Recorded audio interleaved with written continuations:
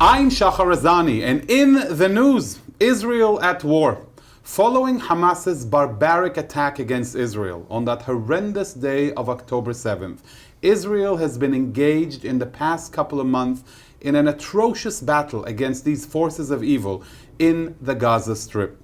This battle has taken too much a toll already on IDF soldiers' lives as they go from one apartment to another, trying to dismantle Hamas's infrastructure in the Gaza Strip. Infrastructure that this vile terrorist organization has accumulated in the past 18 years since the experiment which handed over sovereignty for Palestinians over Gaza, which ended in the horrendous slaughter of innocent people, men, women, children, babies in Israel on October 7th.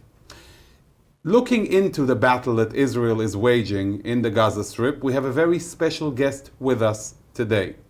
Shahar is a Special Forces paratrooper in the IDF Reserve who has served within the Gaza Strip and actually is with us in studio today, only a few days after he left Gaza.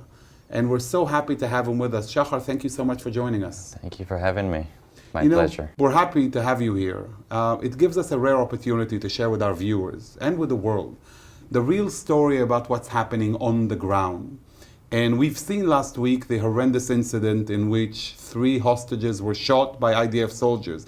And I want to ask you first on a personal level, Shahar, how did that make you feel? It broke my heart. It was a heartbreaking moment.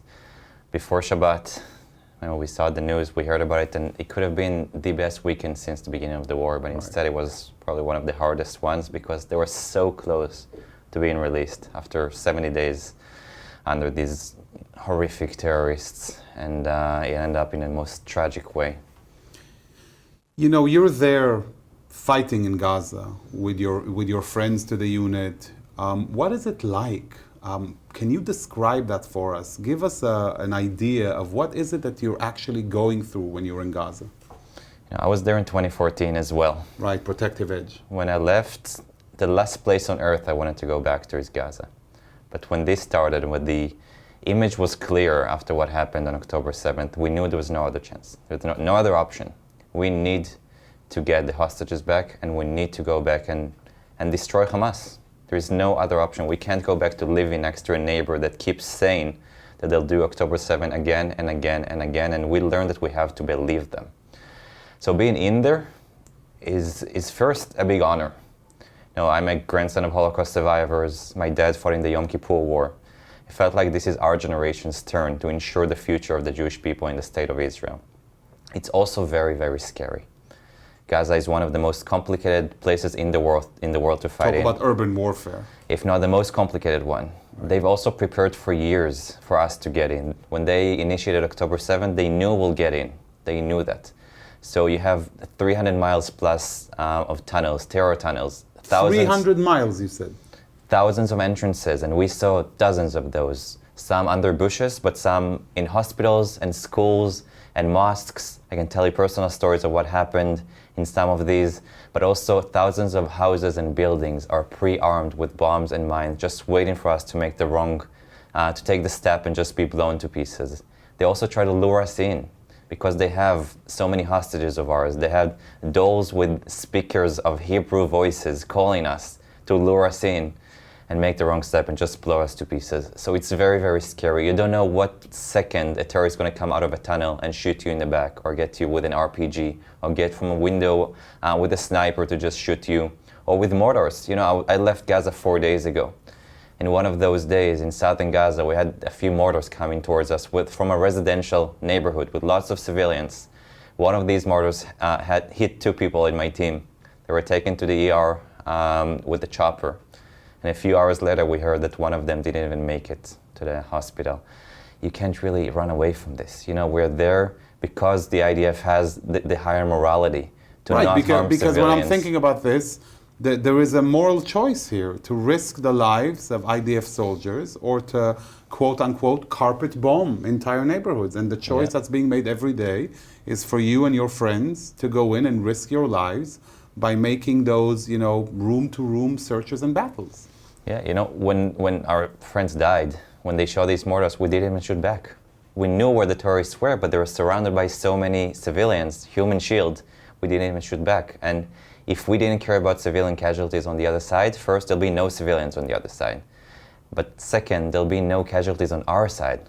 Soldiers go in and risk their lives and die because we care about the civilian population on the other side. And yeah, I've lost friends because of it, but we have the higher morality to not destroy, to not kill 2 million people. We're not going to do that. We need to destroy Hamas. We're not fighting the Palestinian people, we're fighting Hamas. And if we win, or when we win, when we defeat them, when we remove this threat of Hamas, two groups of people will benefit. First, the Israelis. Our streets will be safer, people will be safer in Israel. But second are the Palestinians. The streets in Gaza will be safer. They will get a true chance to live in peace and not under a terrorist regime, to rebuild their life not under an occupation of Gaza, not by us, but by Hamas, that basically takes everything they own, steals their dreams, their hopes, all the aid that they get, and instead of building the Singapore of the Middle East, they build the largest terror infrastructure of the Middle East, and it's all by Hamas. They're the real occupiers of Gaza, of the Palestinians, and we met civilians in Gaza. The smiles that they had when they saw us was something that just broke my heart. They see the enemy's military force and smile because they know that we're going to protect them from Hamas. Did they tell you anything? Did you engage with them directly? No, every force has this Arabic speaker, so we know what they said. Every force has an Arabic speaker embedded. Yeah, we need to know what they're talking. We see lots of civilians. So a family that we found came down to us. They should not have been there. It's an evacuated area. They came to us and said we couldn't run away because our neighbors tried to run away and they were killed by Hamas. They were killed by Hamas, their neighbors. For running away. They needed there as human shield.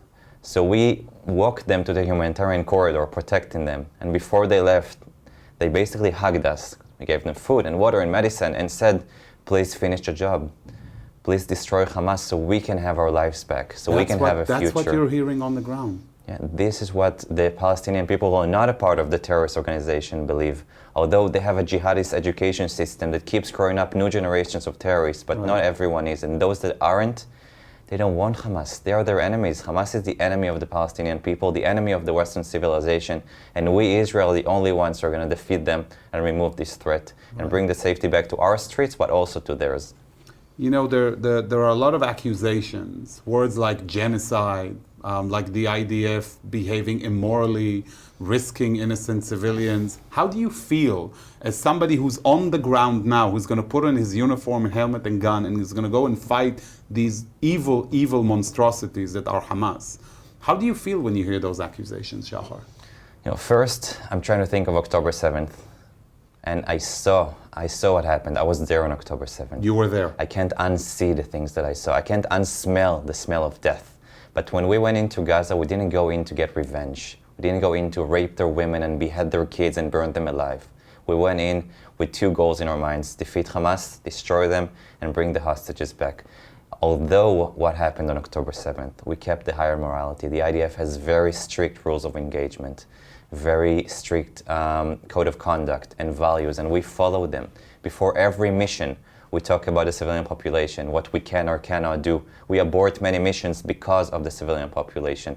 We share maps with them of fighting zones and safe zones so they can know where to go before we even shoot. But that compromises the warfare, doesn't it? When you provide these maps and showing them where the IDF is going to operate, where you're going to be, you're also telling Hamas where to go, because correct me if I'm wrong, are you fighting against a uniformed enemy? They have uniform. You saw it on October 7th. Right, for show. We've seen it for show with the hostages, right. But they don't fight us with uniform. Right. For two reasons. One of them, so when we do kill them, they're not going to be counted as terrorists, they'll be counted as civilians for this count of Hamas-ruled Minister of Health.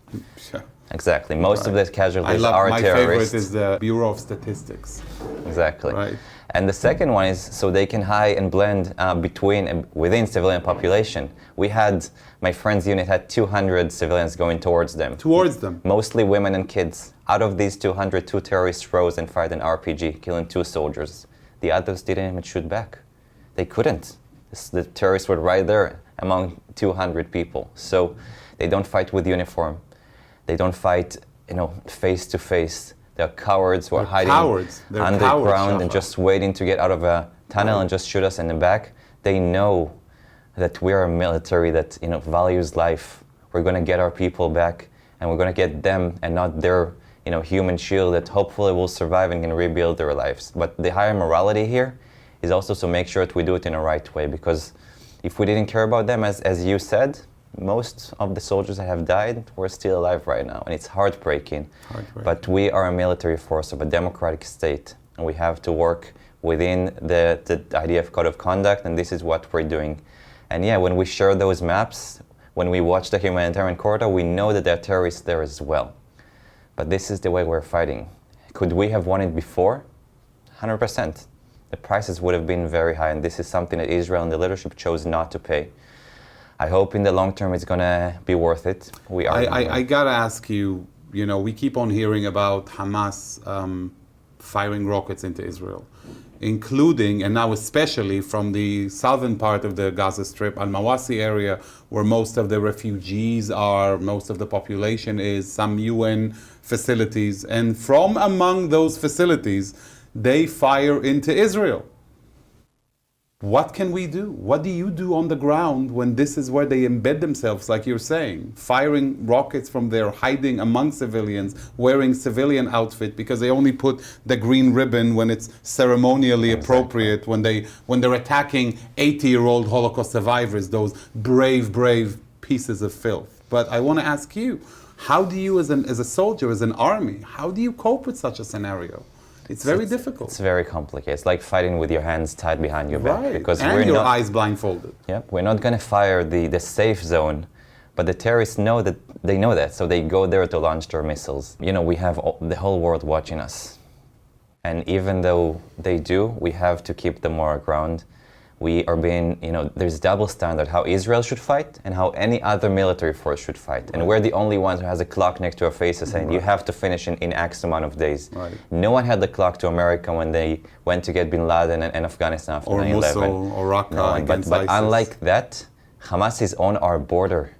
Literally, a few yards from the border, there are Israeli kibbutzim, small towns that are there, and we have no other choice. No other choice. But within these boundaries, we're still going to win. But as a soldier, it's very complicated. And some of us die because of this. But what can we do? They're filth. They don't even deserve to be called humans because they are willing to sacrifice every one of the Gazans just to kill more of us. And they say that. Don't even listen to me.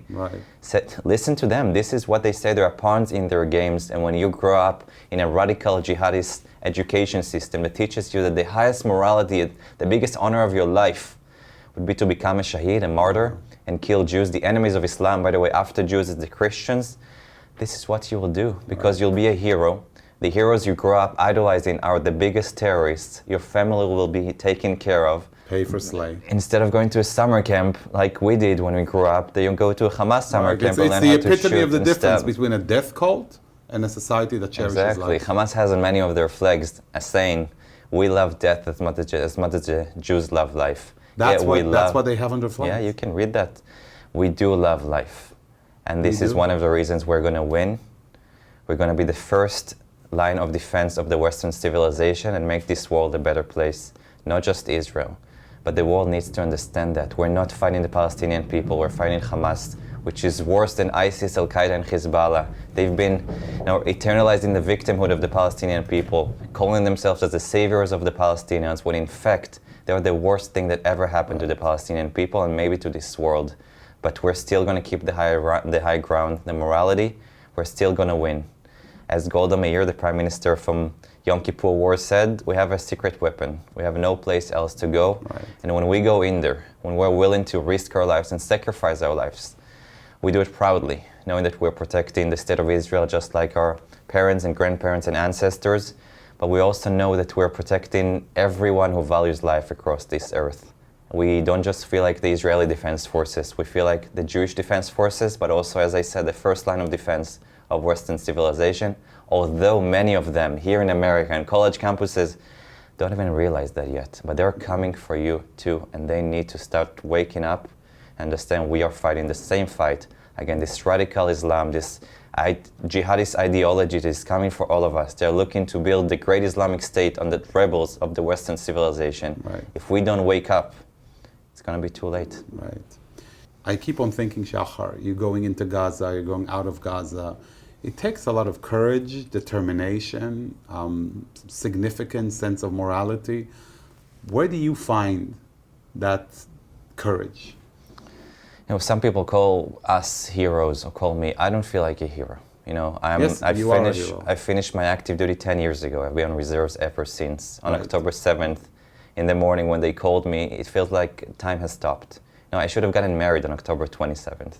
Wow. We postponed it. We lost a very good friend. We lost another one When a were few you days supposed? ago. What date? October 27th. October 27th. And when I left for the war, when I gave my fiance this big hug that, you know, could have easily been the last one, she asked me if we should have postponed it. And I said, no, it's going to end in a week. Well, it didn't. And on October 27th, instead of getting married, I was there. What do you Tell find me in when you courage? got in on October 7th. You said you got the call in the morning. When did you actually get to the combat zone in the south? In the evening of October 7th, and we saw the atrocities. There were still bodies on the ground and in cars, and bullet holes and blood everywhere, and bullet shells, and terrorists were still there and still coming in. And, you know, as I told you, things that we just can't unsee. But you asked about the courage that we find. Right. I don't know if it's courage. It's very, very scary. Every time before I go in, I make these phone calls to my siblings, my parents, my fiance. I remember the phone call to my mom on October 7th. She's not just such an emotional person. Neither am I. But hearing her voice telling me, protect both our hearts, or I'm not going to be able to live with myself if something happens to you, it broke my heart. I was choking. I couldn't really speak. I had tears in my throat. Writing this goodbye letter in case something happens, to tell your loved ones how much you love them, asking them to keep living. To write a will at 30 years old, to make sure that my fiance, who should have been my wife, we get To write a will at 30. the rights of an IDF widower in case something happens to me. This is what I was thinking every time I went in. But I was also thinking of my grandparents who were Holocaust survivors, and my dad who fought in Yom Kippur, as I said, and I was thinking this is what they would have done. And I'm thinking of all the 450 soldiers that we've lost so far, and the over 1,200 civilians. We needed to make sure that they didn't die in vain, that October 7th will be the last time in history that these kind of things happen to us or to anyone. And we have to carry these atrocities, the horrible things that happen and still happening these days, as a big scar on our bodies, and make sure that this never happens again, that never again is now and always, and ensure the Jewish people's future in the state of Israel. Ensure that, you know, people like you and others who don't live in Israel can wear yarmulkes or light Hanukkah candles without looking over their shoulders wherever they are. I used to live in New York City, and I wore this Israel American pin on my suit. I wore it proudly every time. I spoke at an event last night. There was a mob of 1,000 people outside. I want to ask you about that because, you know, you're part of the future generation, the younger generation. You're fighting an incredible fight now in Gaza. But you see all of these pro-terror mobs who shut down Grand Central or go and demonstrate in support of this vile filth of a terror organization like Hamas. What do you want to tell them? If you were able to speak before them, what would you tell them, Shahar? I think the problem is those mobs and extremists are just, you know, the edge of it. They're the extremists. I don't think they represent the majority. But what do I want to tell them is that they've just been brainwashed. You know, when I speak, I have three things with me. I have the truth, the facts, and first-hand experience. They have neither. The truth, and the facts, and first-hand experience. And when you talk to them, and they keep yelling and yelling these like brainwashed just lies, and you keep dismantling each one of them, they choose what to believe. You know, there's one truth, but for them, the truth doesn't really matter. And some of them that are not these extremists, they've just been brainwashed and wanted something to relate to. They wanted to help the oppressed. They wanted to help the victims. They just don't understand they're supporting a vicious terror organization. If they really cared about the Palestinian people, they should have been in the other protests supporting Israel, because we are the ones that are going to be able to get the Palestinian people a true chance of living. Right, So, if you're truly pro-Palestinian, that would be a pro-Palestinian position, right, yes, Shahar? and you know, deep in my heart, Right. I would have loved to see them, you know, in Gaza with Hamas, experiencing what it means. It's not politically correct, but even those on college campuses, you know, Gen Z that sit on their lovely couches in America, criticizing our Gen Z that are fighting an heroism fight against the most horrible terrorists, I think they should experience what it feels like to have Hamas on your doorstep. Those that idolize bin Laden right now, they need to feel what it feels like to have those on your doorstep, looking to get into your home, rape your women, kill your kids, behead them, and burn you all alive, because this is what they do. It's a question of could and would. If Hamas could get to all of us, would they kill all of us? They said yes, let's believe them. If we could kill all of the Palestinians, would we? Well, we can't. We're not going to. This is the difference. We're going to kill the Hamas terrorists. They have no place on this earth. We can, but we're not going to. And if they could, they would. Because the point that you're making now, Shahar, is one of the most important points we all can make, is believe them when they tell you who they are. And that is who they are. And that's the kind of evil that you, Shahar, are facing right there on the front lines. What's the atmosphere like among you and your peers conducting this battle? Do you feel the support of the people of Israel behind you? Do you feel the support of the Jewish people and the peace and justice loving people around the world? Do you sense it?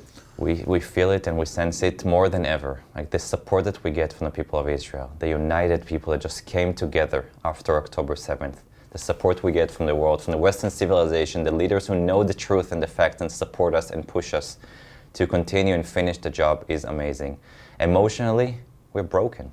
How can we not be after what happened to us? But physically and spiritually, we're stronger than ever. We should mourn the dead. We should mourn October 7th. But we should get together and stronger, finish the job, and then remember who the real enemies are, and come back together stronger and ensure this never happens again. But I also wanted to say, when we get out and look at social media a little bit, and we remember that they are on the doorstep, and when they keep celebrating October 7th, and when their leaders say that they will do October 7th again and again, and will never stop until they're done, and when they're done, which we won't let them, but if they could, they would have gone to Europe and then to the US. They're already here. Which they said explicitly that their goal is the heretic And West. I wanted to ask them, if you're in America right now, and if Hamas or Al-Qaeda or whatever was on your doorstep, if we're in New York City, the doorstep of New York City, telling them this is what they'll do, and they're waiting for the right opportunity to just do it, what would you expect your government to do? Just let them do it? To cease fire until they choose to do it? Because ceasefire means that we have to cease our fire and just wait for them to regroup and do it again. Do you see it happening, Shahar? Ceasefire? Yeah, ceasefire. Like they're calling out. It sounds so innocuous. It's a great word, I'm just ceasefire. asking for a ceasefire. Do you see? Explain to our viewers from your perspective, what does this demand mean? A ceasefire means that we're going to cease fire. Hamas is going to regroup, and once they're ready, going to try and catch us off guard and do it again. And maybe bigger this time. Maybe get to all of us. Maybe connect with Hezbollah in the Lebanon border and do it, from the north as well. This is what they want. A ceasefire means the Hamas has won, the terrorism has won, and we won't let that. I also want a ceasefire. The second we're eliminating Hamas, we'll ceasefire, we'll get along with the world and the largest countries to help rebuild Gaza, but also change the leadership. Right. Don't support terrorism, change the education system, and maybe grow different generations that didn't grow up idolizing terrorists. Or reading Mein Kampf in Arabic. Exactly, didn't grow up, in a jihadist ideology. Maybe then, they have a chance to live in peace. But in case we want to do it, and we do, for this to happen, we need to eliminate Hamas. They will not let it happen. They will steal the future and the hopes of the Palestinian people again. So when I asked you about the US government, they will not let it happen. And you would expect them and force them to keep fighting until you eliminate this threat. And we have to do the same. The Jewish people have a right to exist. We have a right for self-determination. Right. Our lives are not worth less than others. It's a given. We shouldn't even say it. It's amazing that that people acknowledge our right to exist. I love that. I acknowledge the right of France to exist. I mean, what does that even mean? Yeah, we're this tiny spot in the Middle East. Right. Our ancestors lived there. We're always willing to give land for peace. This is what we want, but we have a right to exist. Our lives are not worth less than other people. Raping a woman is just as horrible as raping other women. We don't need to prove that to people. Right. We don't need to have, different standards in other countries. How do you feel when that's denied? When these crimes are denied? When there are people out there who claim that there was no sexual assault against, innocent women? I think it's pure anti-Semitism. I see people saying, let's finish Hitler's job. We are a minority. We're And very you have small seen it with your own minority. eyes. Yes, and I've heard it, and it breaks my heart. Every Holocaust Memorial Day, I went to my grandparents when they were still alive, telling me stories of the most horrible crimes in human history. And no one thought it's going to happen again. They promised me that they've done whatever they can to build this country in the best way they could. And they always apologize for not doing enough. And I promise that we'll continue what they started. And I feel like now it's more important than ever. And it just breaks my heart knowing that my grandparents are looking from above, seeing what's going on in this world, seeing anti-Semitism rise to the highest level since the Holocaust itself. People are just proud of that. And it breaks our heart. Why are these people not doing it with their faces? Why are they covering their faces? Right. When in anti-Israel protests, you see people covering their faces, tear Right. down US flags. Right. And in the pro-Israel protests, they're proudly Hamas are raising. cowards. They're proudly raising this US flag and Right. Israel flag. This Right. is the difference. If you're so proud of being anti-Semite, if you're so proud of supporting Hamas, show your face. Show us who you are. Show humanity who you are, because you are trying to make this world a much more dangerous place, not just for Jews, but for anyone who values life and Western values. And the Western civilization need to come together and understand we have a common enemy. This jihadist ideology, radical Islam, not all of Islam, radical Islam that supports terrorism, starting from Iran through Hamas and Hezbollah and so many others. They are the enemies of the Western civilization. If we don't come together, they'll get to us. They're already here. You see it in the streets. Right. Shahar, I'll tell you this. I'm sure that your grandparents are looking at you from above and are extremely proud. As all of us here, I'm sure JBS viewers and all those that you come in contact with, your ideals, your courage, your tenacity, your devotion are inspirational to us all. We salute you for all that you do, and we wish you much success in that mission of eradicating evil.